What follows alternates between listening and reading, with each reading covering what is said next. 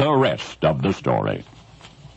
Has any man ever loved a machine as Werner Voss loved his airplane? Werner was a World War I German combat pilot, a flying ace, handsome young man, dark hair, smiling blue eyes, and an obsession, a Fokker triplane known as the Dreidecker, the triple-decker.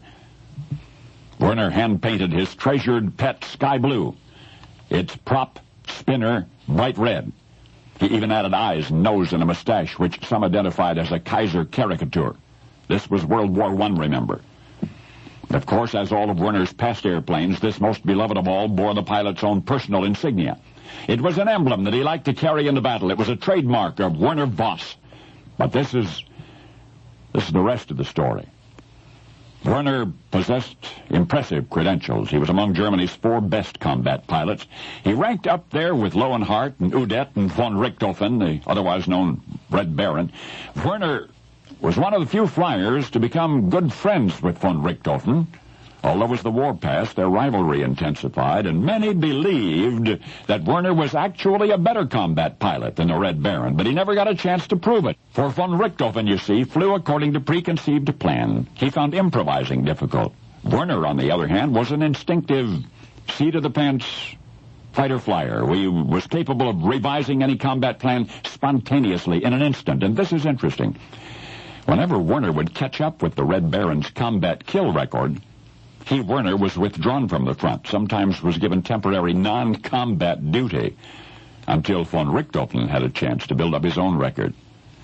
So there is historical suspicion, although nobody can say for certain whether this was more than a repeated coincidence. But anyway, Werner Voss was one of the few German flyers to venture far beyond the lines, over British territory.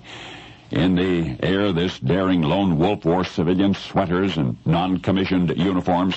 On the ground, he became, by contrast, one of the best-dressed flyers in the German Air Force. Immaculate military gear, dazzling decorations, glossy boots. I have told you, have I not, about Werner's insignia? The emblem with which he decorated all of his airplanes, his Albatross, his Pfalz D3, his beloved Dreidecker. The specific origin of the insignia is unknown. Its roots are ancient, that we do know. It's been used as a symbol of the sun, although Werner Voss may never have known that and probably would not have cared. He just liked the design. Werner was only 20 when he was shot out of the sky forever. Prior to that Sunday evening in September of 1917, he'd wiped out 48 enemy aircraft. He'd been awarded the Blue Max. Now that is much repeated in the history of World War I.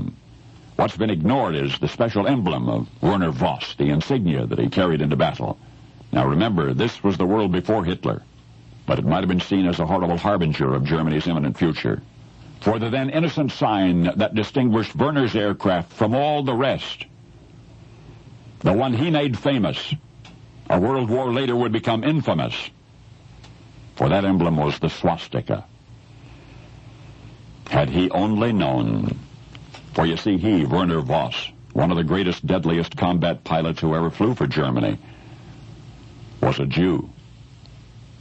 And now you know the rest of the story.